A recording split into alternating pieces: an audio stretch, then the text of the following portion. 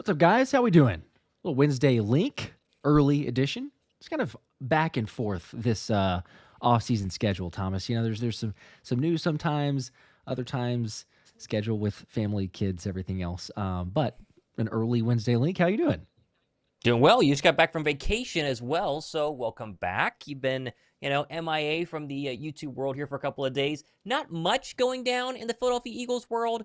We had a little bit of a kind of a fake news scare yesterday, which I'm sure you'll talk about on your most recent show coming later tonight. But Eagles trading for Tyreek Hill, which was ridiculous. Eagles going to trade in the draft, which was obvious. And the Justin Simmons stuff, which obviously we're going to talk about today, to me was the big storyline so far of the week.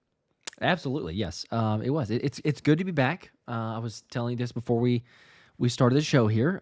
It is unusual just because, or it's just kind of an oddity of when there's not a whole lot of news going on. We're sitting there going like, okay, not a whole lot to talk about. But then naturally, and as you've discussed and talked about as well, this is the time for some rumors and fake news that comes out, because there's not a whole lot. So somebody has to create someone else. And the NFL rumors account, I saw some others like, oh, hey, Yes. this Tyreek Hill NFL trade, rumors right? We account, just go ahead and throw something out there. Just hope that it sticks. And again, when there's not a whole lot of actual news, then there's more credence to the, hey, oh my gosh, Right. maybe there's something to this here. I don't know. It is what it is. I feel like, there's got a lot of DMs or comments. Vast majority seem to be, and this is understandable, a vast majority seem to be reasonable. People are like, oh, that's not going to happen, all this other stuff. But there's a few that I get some DMs. I'm sure you've had some as well, of being like, hey, did you see this? Like, this is a possibility. What do we think of it? It's like, come on now. Really? There's so many sides to this thing. But, like, why in the world are we talking about Tyreek Hill to the Eagles and people getting all worked up about it?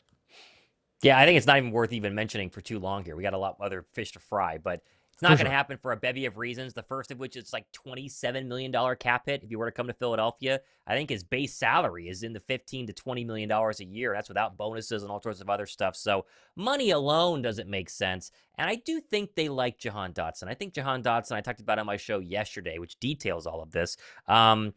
I think he could have a big year. Now, big year is very relative when you're behind A.J. Brown and Devontae Smith. We're not saying he's going to get 70 catches, but, 40 could be an interesting number. 35 could be an interesting number. Just do a lot more than the 1 to 2 every couple of games he had this past season. And, I'm very curious to see how they use him in the new Kevin Patullo offense. So, yeah, that's the one that's pretty dumb is the Tyreek Hill stuff.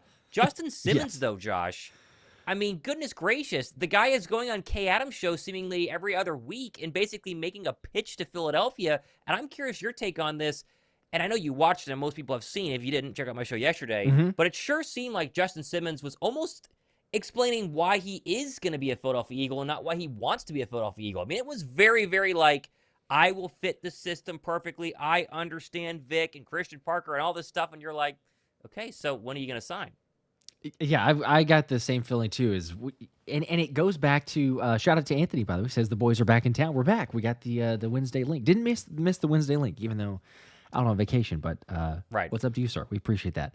And also shout out to everybody in the chat. We do see you guys. I appreciate everybody, especially in the little bit more of a lull. But the Justin Simmons news is very noteworthy, I think, because we go back to, and I know there's some people that are tired of talking that like, hey, don't even mention it until it happens. But look, there's a difference of when someone goes, well, there's a connection to Justin Simmons and Vic Fangio versus the player himself coming out and saying, for real, the Vic Fangio connection, the Christian Parker connection, the Eagles would be great to play for.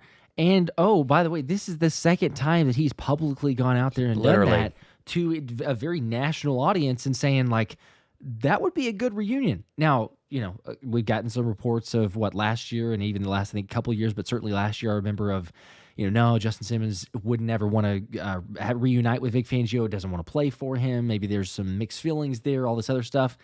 But it's like, okay, fine. If you go on one interview and you, like, I still don't believe it necessarily, but I give some credence to, fine. You go on one interview, you talk some praise about Fangio, Christian Parker, that's fine. If you want to just believe, like, now that's not a big deal. You don't do it 2 interviews. You don't do 2 national interviews and praise Fangio, praise Christian Parker, the Eagles as a whole, as a team, and how the fit would be to only be like, yeah, but he doesn't really want to play for Fangio. Like, that's not even there a question at all at this point. So, but why wouldn't he, right? Like, at the same time, why wouldn't you want to play for the Eagles? He dislikes the Chiefs. He played with the Broncos for forever, so you got to have that ingrained in your mind. I mean, heck, what was his record? I think somebody posted it like 1-16 against the Chiefs during his tenure in Denver. Like, yeah, you have to hate the Chiefs. So not bad, right? You go join the team that just beat him in the Super Bowl. If you want to play them again, a potential opportunity. You play them in the regular season, but potential opportunity in the Super Bowl if they were able to get there. It's not that bad of a situation. And, he didn't have, like, let's face it, he didn't have a great year last year. So there's certainly not as hot of a market now because we're seeing he's still available. Atlanta is Atlanta, and it's not like it was all on him. But he had you could argue he had his worst season as a pro last year. So, do you want to go back to the place that you had so many success with in Denver and Christian Parker and Vic Fangio? I'm totally with you. It seemed like he was either making a pitch or already like, hey, I'm basically wanting to be here. It's just a matter of we're working out a few numbers and specifics. It could be after the draft, but I think it's almost like, man, not even a question of if, but just when. When does this thing get done? Well, a lot of people in the chat are giving their opinion on when to go ahead and get Justin Simmons. Someone's saying, after the draft, post June 1st, try and save some comp picks. Another person saying here, hold off until, 48 ways say hold off until he agrees to play for the veteran minimum. I think it's very clear. I think Philadelphia said, we want you.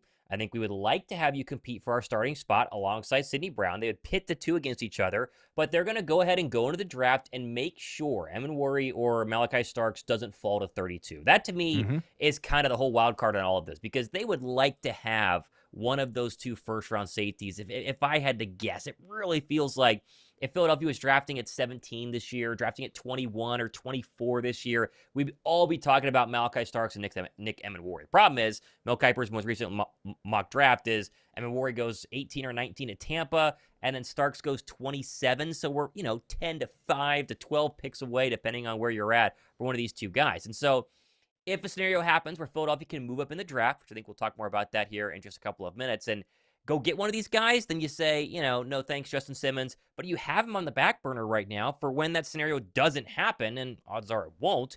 And then you go ahead and sign him, bring him to camp, and either he's going to be a veteran minimum, very cheap overall deal to start for you, which would be fantastic, or he loses the battle and Sidney Brown's the starter, and, he could be a solid backup. So the Eagles hold all the cards right now when it comes to Justin Simmons, and their only real ability to bluff is if they don't actually like Sidney Brown and they're pretending like they do. But I think you would agree, they like Sidney Brown. They just want to have a little bit of assurance there, whether it's a first-round rookie or a guy like Justin Simmons. Exactly. And what's a better insurance policy than saying, hey, this dude's a former All-Pro. He knows Fangio's system. He knows Christian Parker. He's familiar with it. He's played with really good corners as well. So there's that element also, but young, good corners. So, hey, we give all the credit in the world to Quinn Mitchell, Cooper DeJean.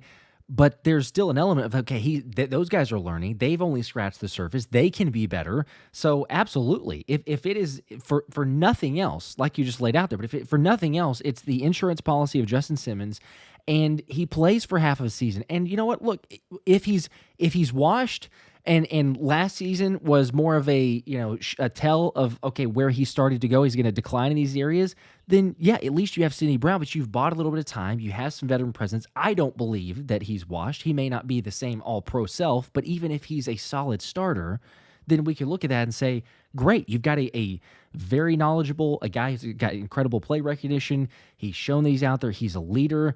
And, I mean, at least in terms of the C.J. Gardner-Johnson contrast, regardless of necessarily what happened, locker room presence wouldn't be an issue with Justin Simmons. So there's so many reasons to like it with this move, and they could still go in there and be like, hey, look, we are very much – it's not even like you signed Justin Simmons for the price of – because if we were talking about like, hey, Justin Simmons is going to be, 10, 12, $15 million a year, then okay, sure, you're it's a whole lot of other questions. Okay, do you want to pay that for one? And also, if you do, he is for sure your starter. But the number that he's probably going to get at this point is like, you could sign him, and if, you know what? Hey, you like Sidney Brown, they both compete in camp. You say, nope, I like Sidney Brown now.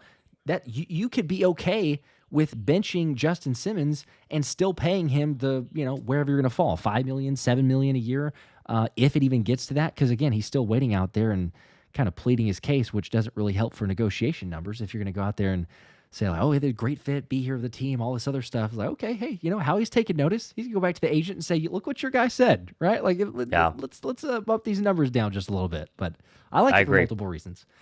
Let's see, got a couple super chats too as well. Let's make sure and hit on these. Appreciate you guys. Dirty D, Dan the Man in Augusta. Some important stuff happening in Augusta this weekend. I'm not sure what, but important stuff. Rumor has it. Yeah. Dirty D with the 5 says, "What's up, fellas? Definitely excited for the draft." Yeah, I think we're getting to that point, Dirty D. I'm excited for the Masters, too, which if people remember from last week's stream, Dirty D was with us at the Nolan Smith Charity Golf Tournament, so that was a bunch of fun. Hung out with him for a while there, and he lives just north of me. I'm in Atlanta. He's in Augusta, so I don't think he said he was going to the Masters. I think he was going to a practice round. I don't remember what he said, but he's been there multiple times, and for sure once, but I think multiple times or a way to get there, so yeah. Definitely a little bit jealous, Dan. Very jealous. You know what? And the weather's great. More power right now to in Atlanta and up in Augusta, too. So I am actually holding out hope of a very slim chance that a friend's father can somehow pull tickets on Sunday if one of his work colleagues backs out. So it's like a 10% chance. Not going to happen. But, Dirty's lucky up there being in Augusta. A little higher chance to know somebody who's got a ticket to the big golf tournament this weekend. Maybe so. Not to stay on this too long because this is not a golf channel or anything, but just really quickly. Sure. It wouldn't be the worst thing, painting a hypothetical scenario. If all of a sudden Sunday you get a ticket, Rory McIlroy leading the pack, has to just close it out, right? Like that's what a lot of people, not everyone, but a lot of people want to see. Does Rory just shoot a 77 or does he shoot a 67 on Thursday? That's the biggest question. Tomorrow, does he go higher or low? Just stay in contention. We'll just say that. I know we got a That's all we need there, but obviously his super chat was about the draft, saying he's excited. I'm excited too. It just still feels so early. Like it's April 9th right now. And, covering the Philadelphia Eagles as we do, the start to April has been very, very quiet. Now, my guess is we're about a week, maybe 2 weeks away. Obviously, the week of the draft is going to be really crazy. But maybe this time next week, we start to get a little bit more rumors. I think Anthony DeBona just put out his most recent updated top 30 visit tracker. We're at 20 so far of the possible 30 visits. And one thing that continues to be a common theme here, Josh, with the Eagles' visits for top 30, very few first-round options. Like, very few people who are guaranteed to go in the first round. And I've talked about this before. Philadelphia's going to make trades during the draft. Adam Schefter saying that was not some sort of hot take, and he kind of corrected himself today on The Fanatic. But they have 20 picks in the next 2 drafts. They're going to move around the draft. My bet, though, would be they're going to move up in this year's draft instead of down. And so I really was kind of expecting to see a lot more of these late teen, early to mid 20 round mock draft players at defensive line, at safety, come to Philadelphia. The way the Eagles could kind of show us, well, we might want to go ahead and move up, but so far they haven't. Again, they have 10 more slots, left to be done. So they could go ahead and do a Mike Green, who I want to talk about. Obviously, do the safeties. There are plenty of other options. But so far, your top 20 visits, everybody is either like an early second rounder, a later round draft pick, or like a very fringe end of round 1. Maybe they, get taken in round 1. Maybe they don't. It's very interesting. I think it's telling.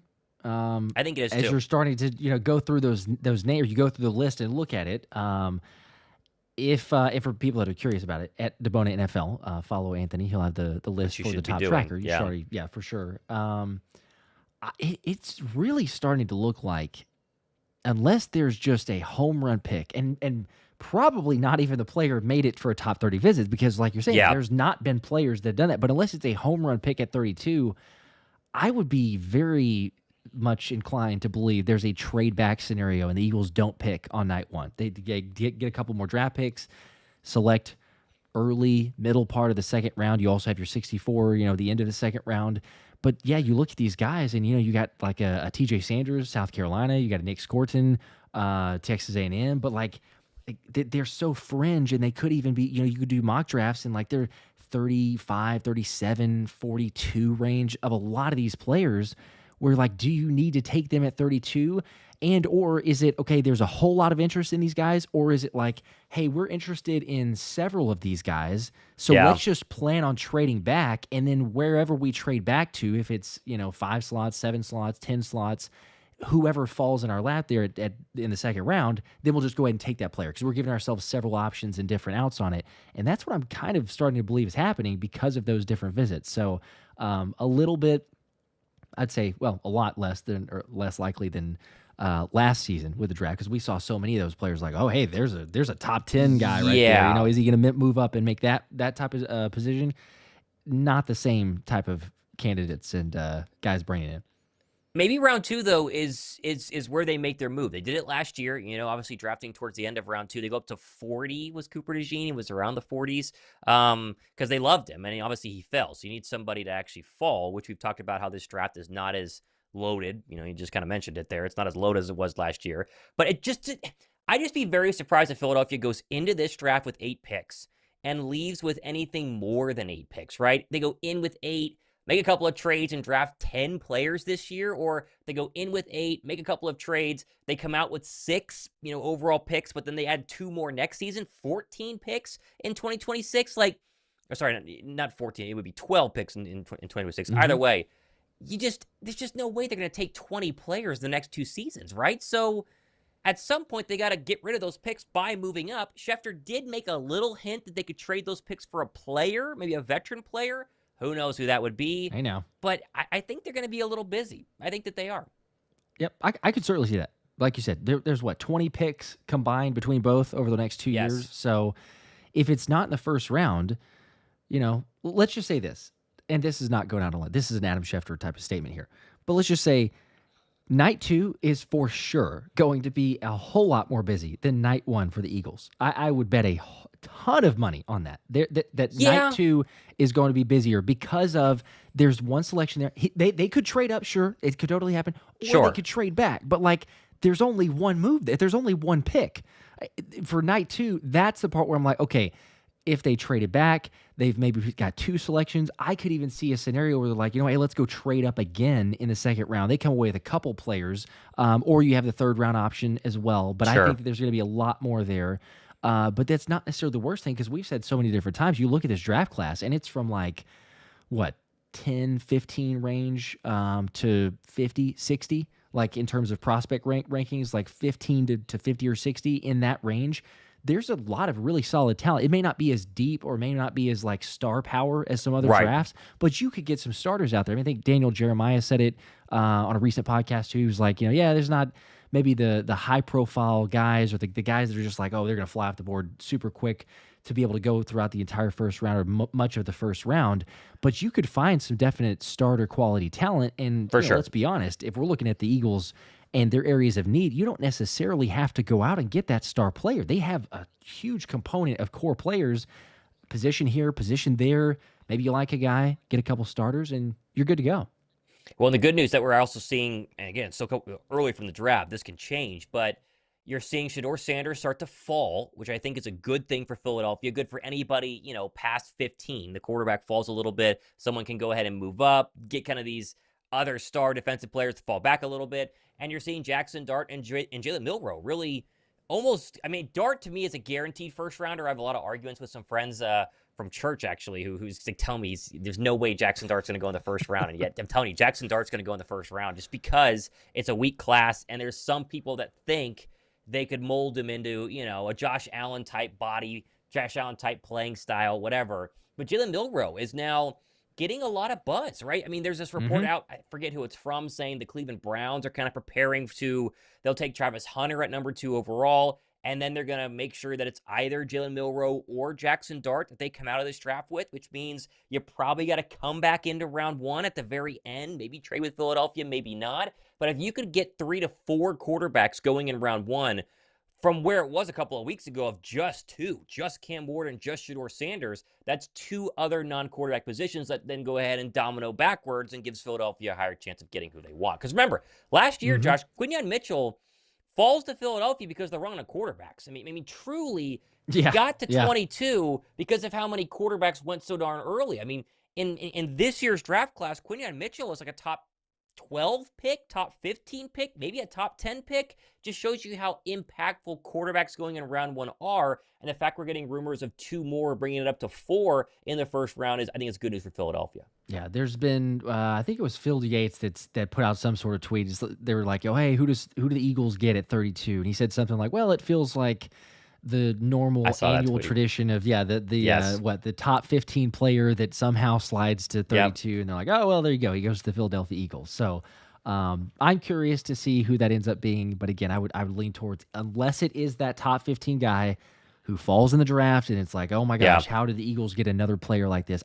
I really would bet money that they're going to trade back and get into the second round, but we'll see. We're right with you, Dirty D, as far as the draft. I mean, super hyped. It's what are we? We're like two-ish weeks, almost two-ish. Is it weeks. 16 days? Is it 16 days? Yeah, from tomorrow. 15 days?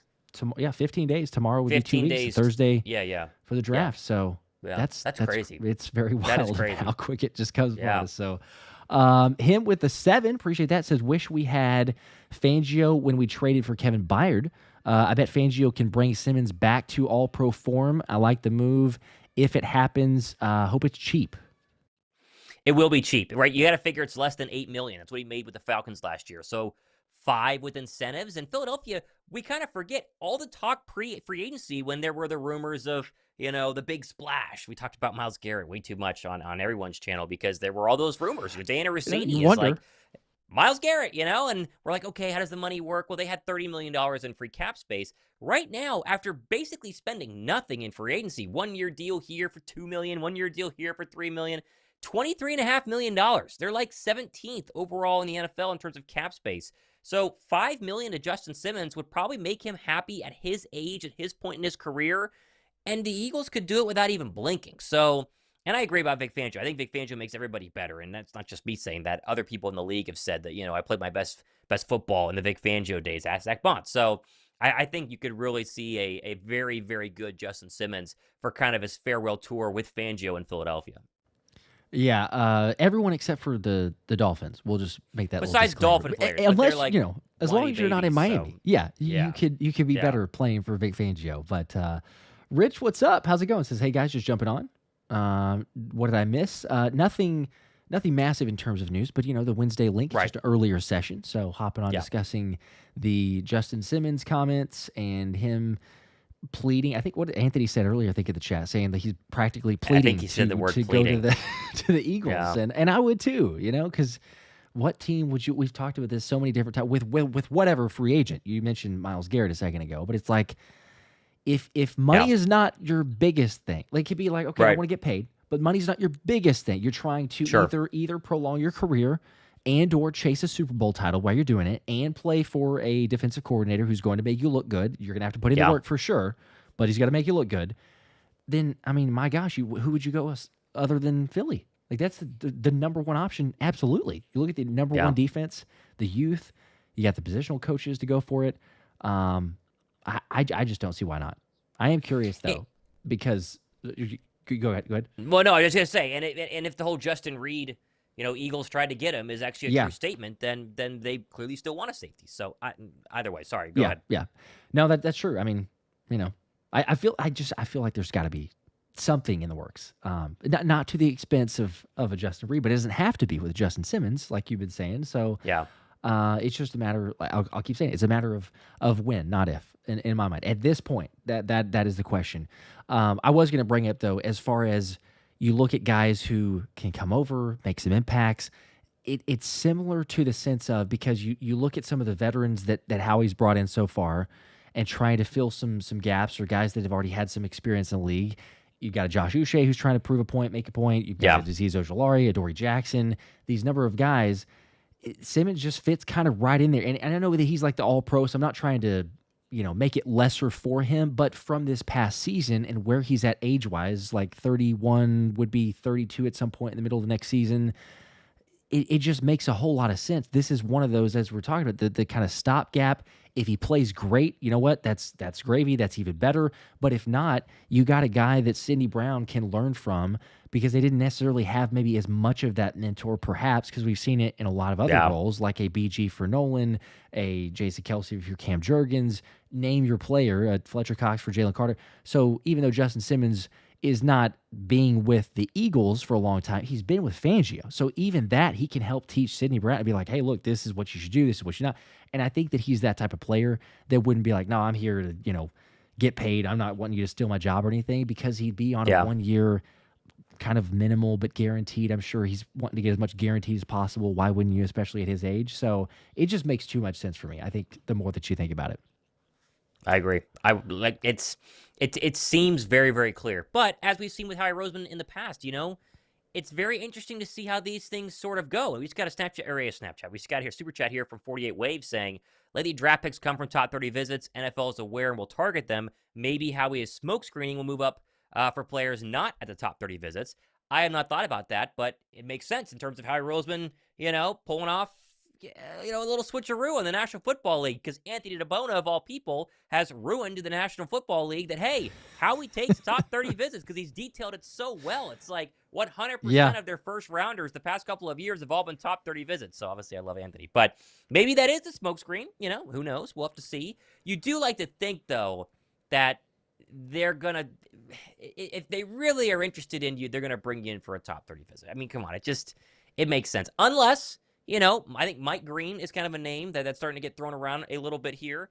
The edge rusher from Marshall, Wouldn't mind that. I think is probably the second best edge rusher behind Abdul Carter. And there's an argument that Mike Green is better. He just played at Marshall, but the sack numbers are insane. If he were to be there at 18, right? Because I don't think he gets past the 20s, and probably not past 15. But do you just go and just grab him without a visit? Because they probably met him at some point during the Senior Bowl, the Combine, whatever it is. Not the Senior Bowl, but the NFL Combine.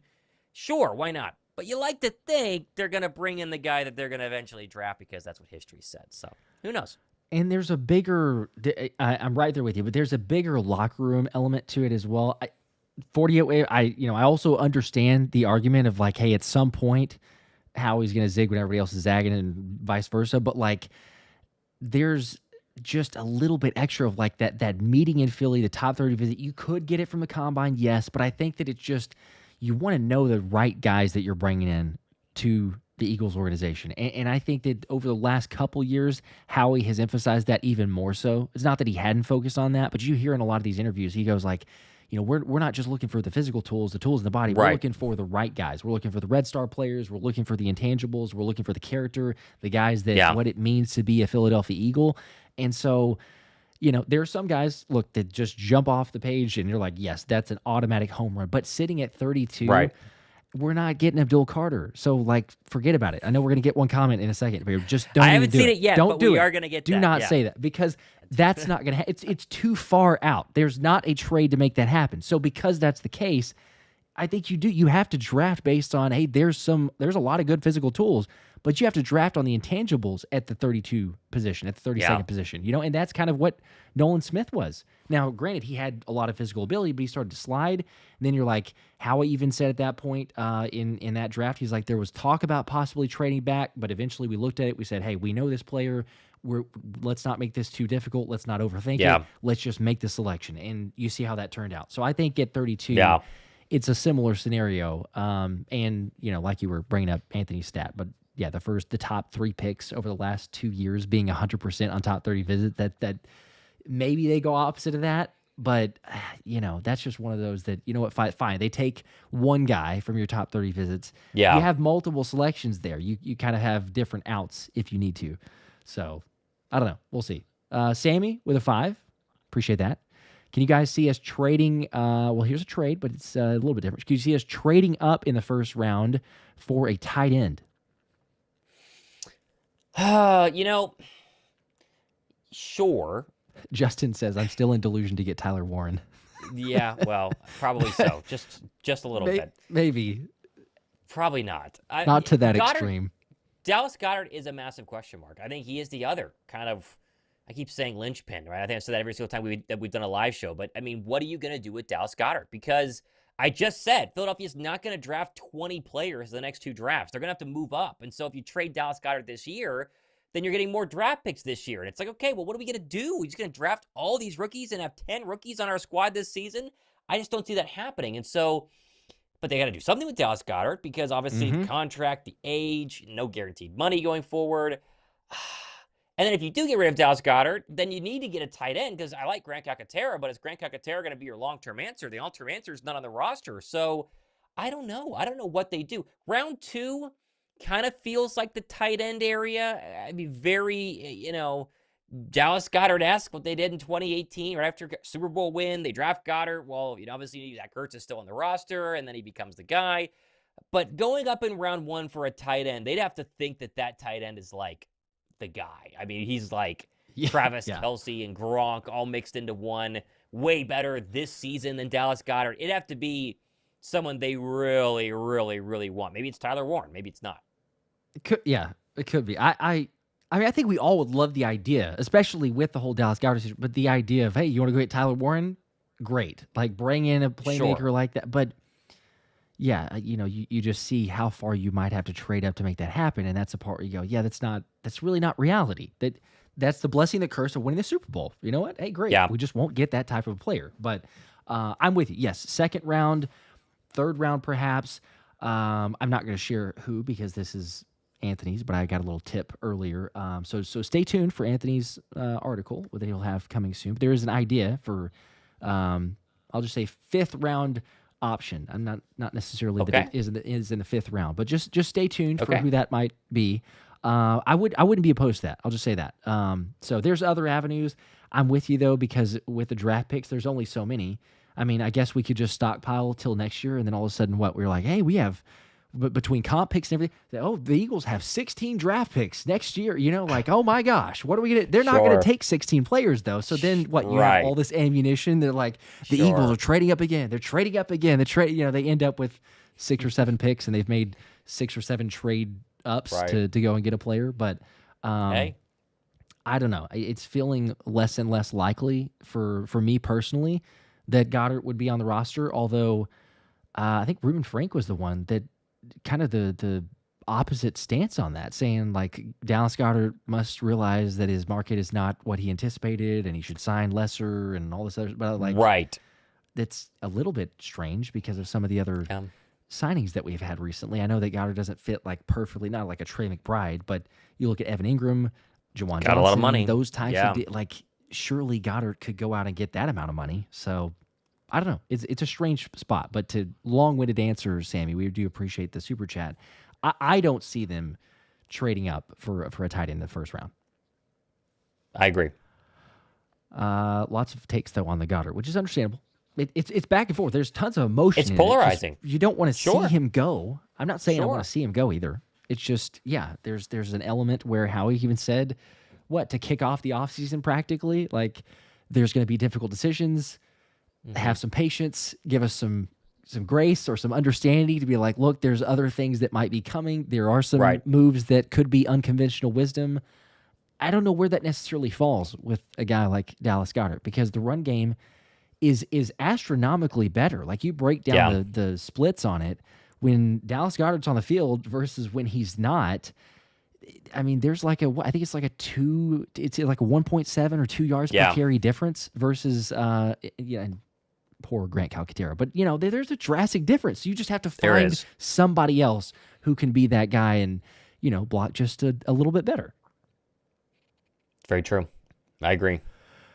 The question, though, becomes, too, as we're talking about, these other first-round picks and everything else, there have been, like you mentioned, the top 30 visits, kind of those, I don't know, should I call them, I don't know, they're like sleepers because there's some significant talent there, but they're like those middle range, third, fourth, fifth round, and we got a decent amount of picks. So whether it is the trade up scenario and those don't cost as much, is there one player that you've seen so far out of the top 30 visit that kind of sticks out to you, or a guy that you're like, man, that could be somebody in those middle rounds? Because for me, I've focused a lot on those early rounds for sure, but like Elijah Roberts from SMU, that was a top 30 visit. I'm not even.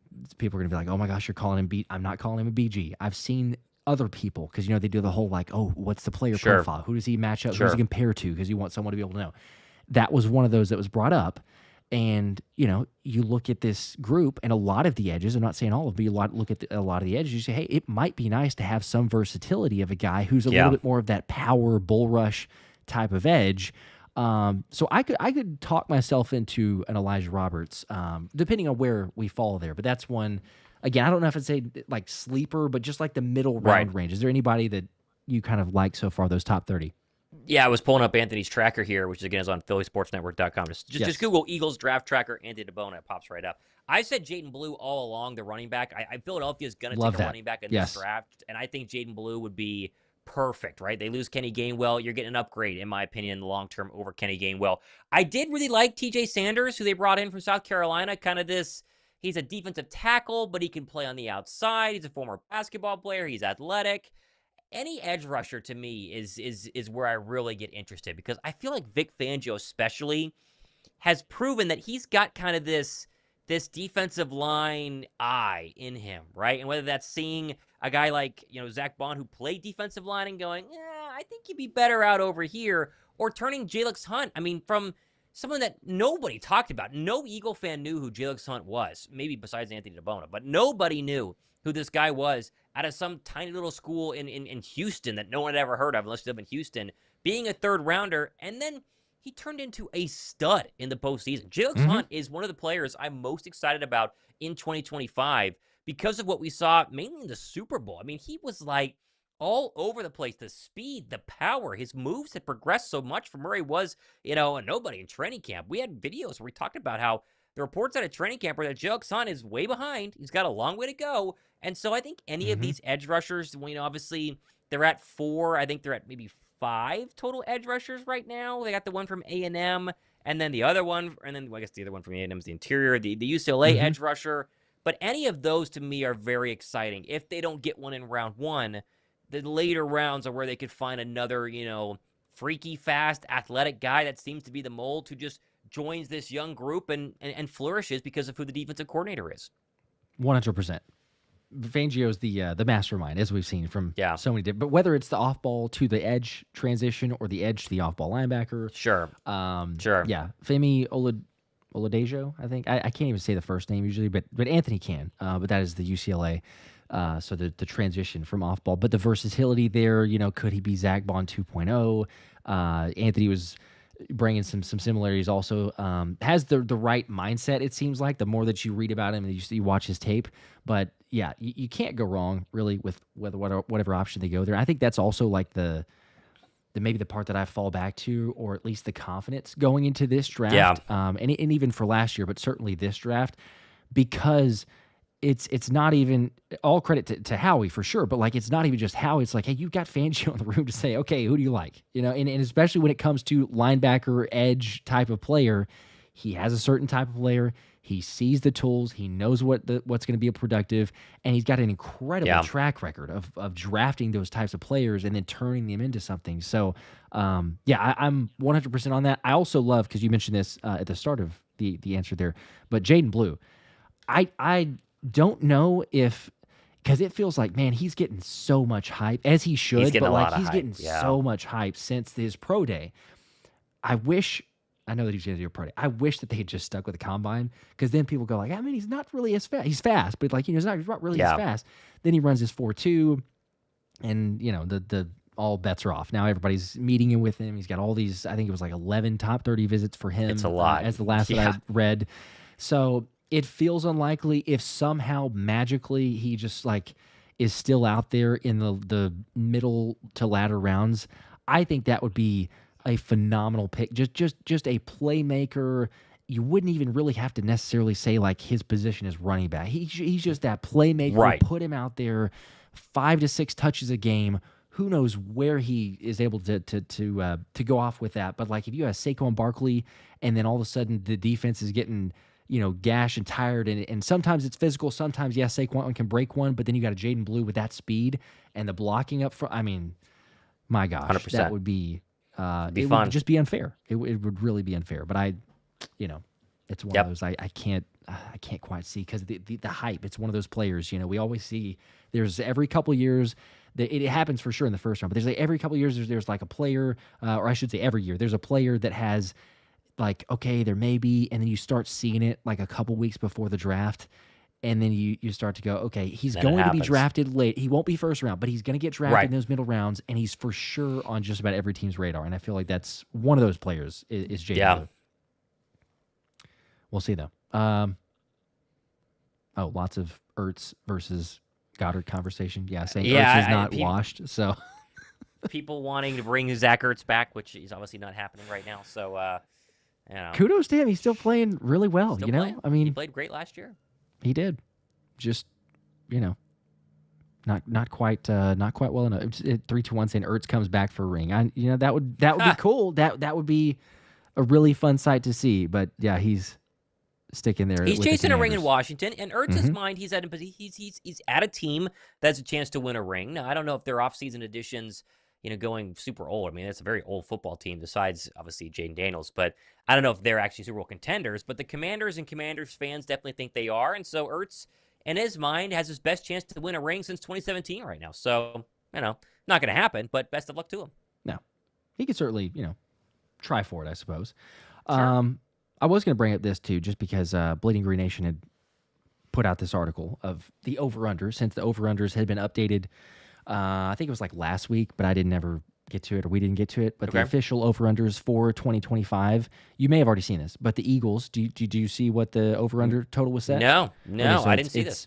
And I guess this depends on which book, so let me just double check it. Okay, so it's FanDuel. But for FanDuel, the over-under for all 32 teams is out. The Eagles' number is 11.5 wins. Over-under. That's basically what it was last year, right? Wasn't it at 11? I think we said 11. Was it 11? I thought it was 10. It may have been. I thought it was 10.5. I mean, obviously right now we're over. I really want to see the schedule. I know we get the schedule in like May, I think. Just be interesting to see how front loaded it is versus how back loaded it is, because it was very much softer at the back. Once you got past the Ravens, it was kind of that middle to late part of it that was really tough with the Rams and the Ravens. They obviously won those games. But yeah, I think 11 or 12. I mean, they're the Super Bowl champs, so they're going to be hunted. You're going to get the best version of every single team every single week. What is the coordinator impact of Ken Patullo versus, what you had last year? Are they a slow starter? They were very healthy last year. Do they stay there? I mean, there are too many questions, but I would say over right now. They're not winning 14 games this coming season. 13 is probably the dream scenario. I think 11 to 12 is going to be kind of where they hover, but I don't see there being like another NFC team that gets a bunch more wins, right? There isn't going to be like a Lion team that gets to 14 and is the 1 seed. I think your 1 seed in the NFC is going to be 12 wins, maybe 13, and Philadelphia is going to be hovering right there. I mean, they just have to be barring, some serious issues, which most likely result in, someone gets injured. We last year we were kind of in that 11 range, and they exceeded expectations. So I've gotten a few of. I'm probably right there with you as well. Just the 12 because of the first place schedule and all the things that you just mentioned. Yeah. But I know there's a lot of people that are going to say it here in the chat, and they're going to be like, "Oh, it's 14 wins, and we're going to run it back," and 13 or 14 wins. I think was the general consensus. Understandable, appreciate the optimism, but I would kind of be right there in that 12-ish number. If we have some growing pains or just some, hey, you lose occasional games. It can happen. More difficult early on last year, which was surprising for a couple of those games, especially Tampa. But that was like the weather and all things considered on that side. But I think 12 feels pretty good. Somebody's good. Yeah, Nick is 17-0. It never fails. There's always a 17-0 prediction. 13-4 with the second seed. So see, there is someone that actually is going against it. They believe in the 14 maybe. That's basically what it was this past year, right? You were the 2 seed. You had to win a couple of home playoff games and get to the NFC title game, and the cards fell the right way. Very well happen again. I think it's fine. Big question for because the defense, they lost some guys. I think there's a lot of like hope and optimism and belief in Fangio. There's pieces, that how do you fill them? Are the guys able to kind of play up and fill those shoes? But Philly native here says, Josh and Thomas, are you comfortable with Patullo? I mean, I think we are. I think both of us did a lot of shows whenever they signed him. I think that he makes a lot of sense. I got a lot more comfortable with it whenever A.J. Brown was on the NFL Network and was like, we had to change, and he's going to be the guy to kind of lead us into that next step of change, and, more of a passing game guy versus a running game guy. Excited about that because the passing game was the struggle last year. Struggle because they were pretty darn good either way. But, I mean, the problem is with coordinators is you don't know which year you have Vic Fangio and which year you have Sean Desai. Now, obviously, those are two very different guys in terms of their history. And so history would say Vic Fangio was going to be better.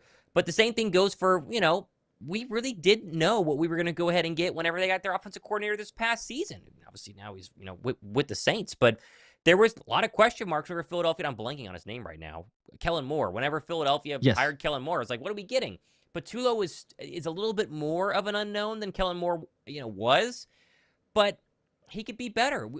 We just don't know. So coordinators are very, very tough to gauge at this point. Like you got to give them a couple of weeks. And by week 6 or 7, like they did with Sean Desai, they tried to hold out hope, and then they had to pull the plug. And the hope is this year by week 6 or 7, it's like, oh, no, they got the right guy. And then Kevin Patullo gets poached again because they did such a good job. And then he becomes a head coach somewhere else. So I'm excited. Yes, yeah, I'm excited too. I think it's the continuity piece of it, as you were mentioning of at that point in the season, or when the Super Bowl happened, then it's the offseason, I guess. But at that point, it's like, who were you going to go out there? Because if you lose early, then the benefit is, okay, hey, great, we can go out there and interview any potential candidates. They're still all available. But at that point, you're talking about, okay, do you bring in Kevin Patullo to keep the continuity, or you go with like kind of an option that basically every other team, that means passed over because they didn't want to hire that. So yeah, I think that was the best option first off of who was available. But I'm also optimistic, like you say, because A.J. Brown, the other players speak up for it. And we've heard other times when there's maybe something that they don't necessarily totally agree about, then we'll have little reports or rumors that come out, oh, hey, so-and-so is not liked, or there's some in the Eagles organization that don't fully believe in, so we'll get those.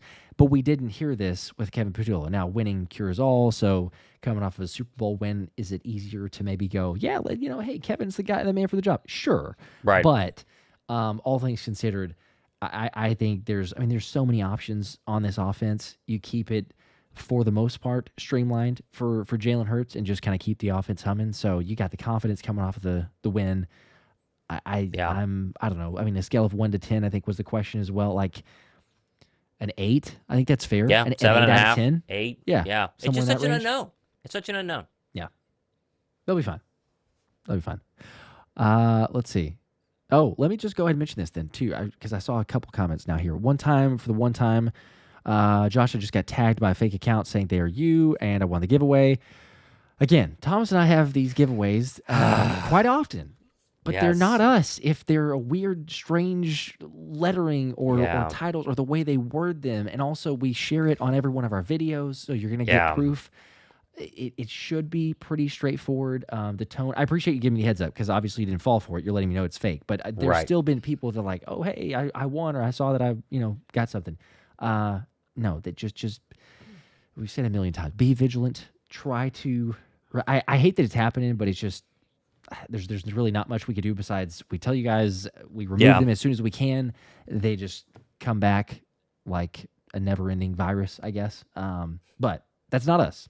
So yeah, I only announce mine on the show. So if you are unsure if you won, watch my most recent show, and you can go and find where it is in the video. I always say it in the description box. This is who won, and you see me verbally saying it, and then that's how you know. So it happens. It happens. One time also said you can tell by the subscriber number. That's also true.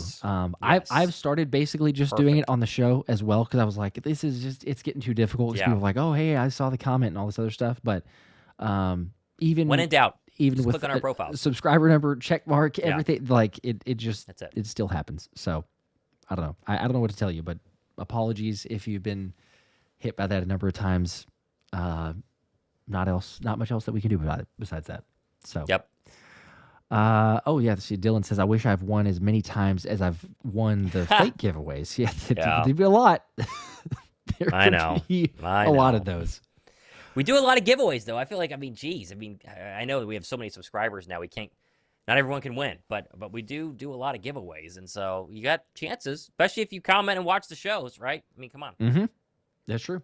There's been a few more. I think you've experienced this as well. I know, but there's been a few more non-claimed items. Let's just say because off season. I understand. Hey, people are busy, but we do give a decent amount of time for individuals to, even if they miss one video, you can come back and watch the next one. Like, hey, you won. But eventually, we have to give it away to somebody else. So. Also just stay out for that. But yes, the best notification. Oh, Philly. Yeah, best notification to receive is the gifted membership. Besides the actual prizes giveaway, there you go. Yeah, always fun whenever people do that. Yes.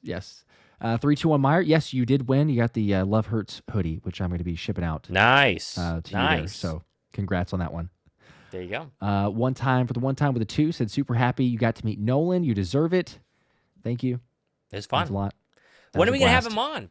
That's the one thing we didn't lock down yet is when is Nolan Smith coming on? He's been pretty busy, by the way. Oh, for sure. I actually have a buddy from church who's his friend was his private jet pilot who flew him up to Athens for the NIL, I don't know, symposium or, meeting or whatever it was. And so he's been all over the place. He was in Vegas, and he went down to Savannah, and then back to Athens, and now he's training. So busy guy. But it's getting to that point post kind of OTAs where we start getting people on our shows, because May and June were a very, very popular time to have people on because it's kind of their last little ditch effort of total vacation. And that's when we're hoping to have guys like him and other people on. So we'll see. Yes. We will see. It's just TBD at this point. I think that it'll happen. It's fair to say there's a little bit more clout to potentially get something like that to happen. BG had mentioned last offseason when we interviewed with him, he's like, I'll get Nolan, then we'll make sure to get him on. But I mean, let's face it, for anyone who follows Nolan, this to be true. Nolan's not on social media very often. So for one, that's like, hey, he's just not doing a whole lot. I totally respect that. But, just a one-off season because you got some time and everything else. It'll happen. Yeah, just one of these days. So stay tuned. We'll of course announce it and have plenty of time for people to, get geared up for that. But by the way, Cheesesteak said, did someone claim the Super Bowl towel? Yeah. So the first person didn't. The second person did, and I actually shipped it today. So it's normally over here by my feet, but I shipped that off today. So yes, towel is gone. But next giveaway is the signed Quinton Mitchell, Nolan Smith, and Jordan Davis Super Bowl helmets. So that's happening. Probably towards the end of the month. Maybe during the draft, maybe not. We'll see. But that's coming soon. Let's go. There we go. That's a big one. I've got That'd be fun. Cooper DeJean helmet, signed helmet that we're going to be giving away fairly soon. So got a couple others in the works. But again, just beware for people because we that's right. Try to do these as much as we can, but don't want to, don't give out any personal information. Don't give out really any information like that. We'll be the ones to let you know. So stay tuned for those. Let's see. Was there one? I can't remember. There's one other thing to mention here, and now I'm drawing a blank of what that was. We're getting close to wrapping. What was the other topic? It's escaping me now. I was about to mention it. I don't remember. Please hold. I felt like we did cover most everything. There was one thing that I was like, oh, hey, what about? I'm going to draw a blank here. Just the potential for another Philly dog was just a brief, but Tyrion Ingram Dawkins, who met with Eagles, Jordan Schultz had reported, I don't know if it's a top 30 visit, but that was just a name that I was going to mention out there because we were talking about Philly dogs potentials and all that stuff. So even if he is like a late draft option, or if he doesn't get drafted, we'd look at UDFAs that Howie's very quickly to sign afterward. Right. But I saw him, and then I immediately was like, oh, that would be like, hey, you know what? We've already got all these Georgia players. Just come on. Let's draft him. Come on down. Sign him. You might as well. So just to keep an eye out for other people that are looking at the draft. A couple other super chats before we wrap up here. Gonzalo with a 5. I'd rather get Julian Blackman, than Simmons if we don't get a safety in the draft.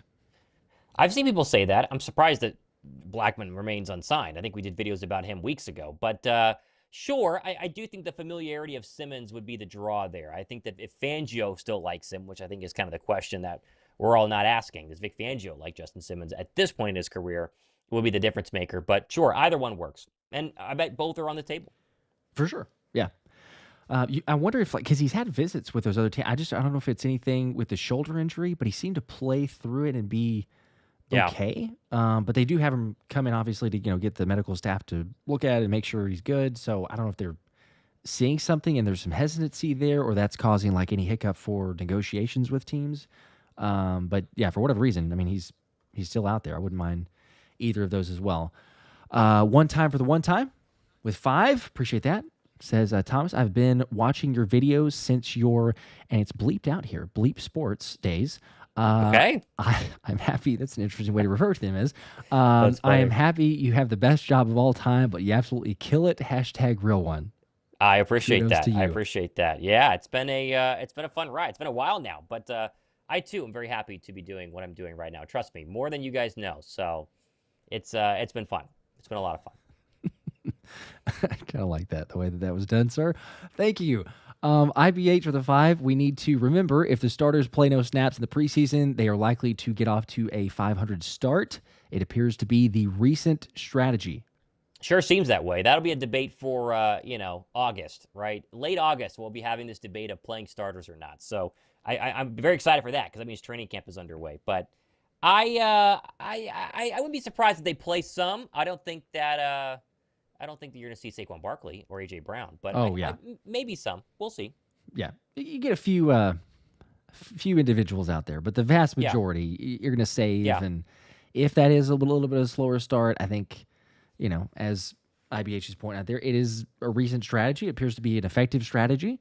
So, let the rooks, let the younger players get out there, get the reps. But we got a ways for that. Let's be honest. We still have a way. We're April 9th. We do. So 2 weeks for the draft. That's a lot closer. But, yeah, when we talk about mini camp and OTAs and training camp and preseason, still a good way. It'll be here before you know it. But got to get to the draft first. So I think that about does it for us. We appreciate you guys hanging out as always. Of course, make sure to drop a like, subscribe, stay tuned for other shows, giveaways, everything else. But draft will be here. Thomas and I, again, reminder, we'll be streaming.